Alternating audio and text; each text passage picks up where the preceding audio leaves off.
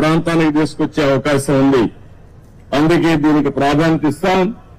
ఇక్కడైతే అక్విడేట్ నేను చూశాను, ఈ అండర్ పాస్ కూడా వేయాలి. ఈ రెండు కూడా వార్ ఫుటింగ్ మీద ఈ రోజే టెండర్లు పిలిచి పూర్తి చేసే బాధ్యత ఇంజనీర్లకు అప్పచెపుతున్నానని చెప్పి కూడా నేను మీకు తెలియజేస్తున్నాను. కాలయాపన లేదు, ఇమ్మీడియట్ గా చేయాలి. అదే మరిగా వచ్చిన డబ్బులు అక్కడక్కడ అరాకొరా ఖర్చు పెడితే పనులు పూర్తి కావాలంటే చాలా సమయం పడుతుంది. అందుకని ఒక 800 కోట్ల రూపాయలు ఖర్చు అవుతుంది 93 కిలోమీటర్స్ వరకు పూర్తి చేసుకుంటే. దీనివల్ల దగ్గర దగ్గర 1,00,000 ఎకరాలకు ఈ అనకాపల్లిలో నీళ్లిచ్చే అవకాశం వస్తుంది. ఇప్పుడే ప్రారంభించమంటున్నా. ఎంత వీలైతే అంత తొందరలో పూర్తి చేసి ఉత్తరాంధ్ర సుజల శ్రవంతి ద్వారా ఉత్తరాంధ్ర ప్రజానీకు రుణం తెచ్చుకుంటాం. అది పూర్తి చేసిన తర్వాత ఫర్దర్ గా ముందుకు తీసుకుపోతాం.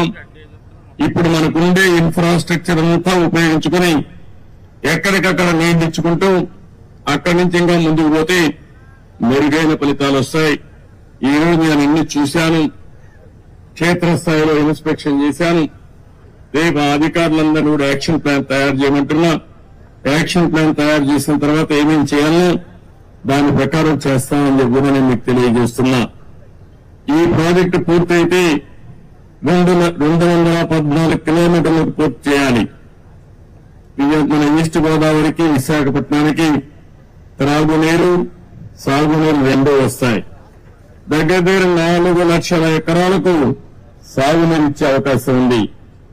23 టీఎంసీ నీళ్లతో దగ్గర దగ్గర మీరు చూస్తే ఈ ప్రాంతంలో పెద్ద ఎత్తున త్రాగునీటి సమస్య కూడా విశాఖపట్నమే కాకుండా అనకాపల్లి జిల్లా పూర్తిగా ఇంటింటికి ఏదైతే మేము ఎలక్షన్ మేనిఫెస్టోలో పెట్టామో కొళాయి ద్వారా నీళ్లిచ్చే బాధ్యత తీసుకుంటామని చెప్పి కూడా నేను మీకు తెలియజేస్తున్నాం. ఇవన్నీ కూడా చేయడం కోసం ఈరోజు నేను ఒకటే చెప్పాను, దీన్ని మనం పూర్తి చేయాల్సిన అవసరం ఉంది.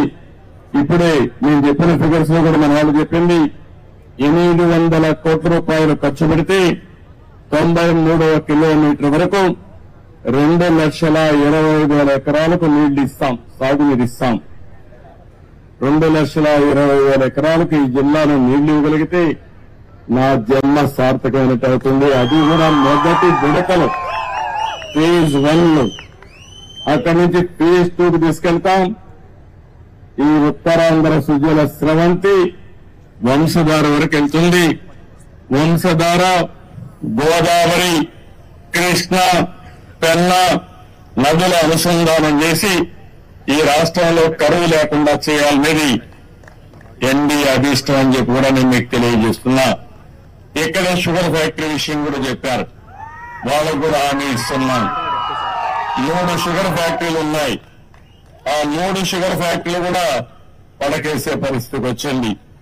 ఆ అసమర్థ ప్రభుత్వం ఏమాత్రం ఆలోచించలేదు. దీనివల్ల కూడా ఇబ్బందులు ఉన్నాయి. నేను అందుకని ఈ మధ్యకాలంలో మనం చూస్తే షుగర్ ఫ్యాక్టరీస్ లో కూడా చక్కెర తినే వాళ్ళు తగ్గిపోయారు.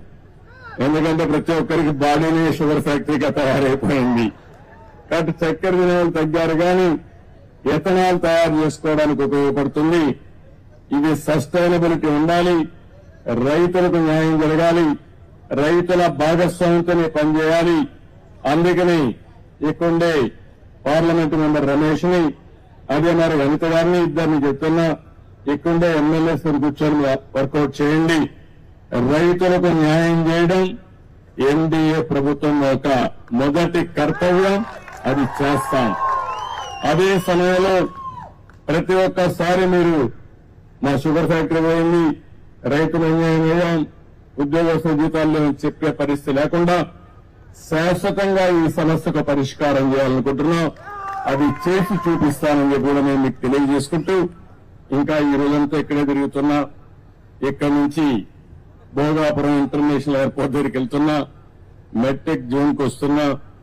ఈ జిల్లాలో మొట్టమొదటిసారిగా నా పర్యటన మీరు చూస్తే పోలవరం అయింది, ఆ తర్వాత అమరావతి అయింది, నాకు ఓట్లేసిన కుప్పం కాన్స్టిట్యున్సీ పోయాను, ఆ తర్వాత ఢిల్లీకి పోయి మన రాష్ట్రంలో మొత్తం దివాలా తీశాం. అసలు డబ్బులు లేని పరిస్థితి, ఆ డబ్బులు లేని పరిస్థితి నుంచి ఏ విధంగా అధిగమించాలో ప్రధానమంత్రి గారిని అందరినీ కలిశాను. వారికి కూడా చెప్పాను, నేను కష్టపడతా, మళ్ళా సంపద సృష్టిస్తా, ఆదాయాన్ని పెంచుతా, పేదవాళ్లకు పంచుతాను, ఎక్కడా నాకు అనుమానం లేదు. కానీ ఈ రోజు వెసులుబాటు ఇవ్వాల్సిన బాధ్యత ఎన్డీఏ పైన ఉంది. మనందరం కలిసి చెప్పాం. ప్రజలు మన యొక్క ఆలోచనని ప్రభావితమై బ్రహ్మాండమైన విజయం, దేశంలో ఎక్కడా ఇవ్వని విజయాన్ని ఎన్డీఏకి ఆంధ్రప్రదేశ్ గా ప్రజలిచ్చారు. ఇది ఒక చరిత్ర, ఒక హిస్టారికల్ ఎలక్షన్. ఒక నియోజకవర్గంలో 95,000 ఓట్లు ఒక ఎమ్మెల్యేకి, ఎంపీ కాదు. 95,000, 94,000, 90,000 ఈ విధంగా ఊర్లో ఉండే వాళ్ళందరూ ఏకపక్షంగా ఓట్లేశారు, గెలిపించారు. కానీ మీ రుణం తీర్చుకోవడం మా బాధ్యత. అందుకే నేను ఇంకొక మాట కూడా చెప్తున్నా, ఓట్లు వేసాం, మా పని అయిపోయిందని ఇంట్లో పడుకుంటే మళ్ళా దొంగ మాటలు చెప్పే వాళ్ళ మాటలు వింటే వాళ్ళ బజార్లో తిరగనిస్తే మళ్ళా మన బతికేమవుతుందో మీరే ఆలోచించుకోవాల్సిన అవసరం అని నిన్నే చూస్తున్నా. విశాఖ స్టీల్ ప్లాంట్ ఎవ్వరూ ఆలోచించలేదు. మేము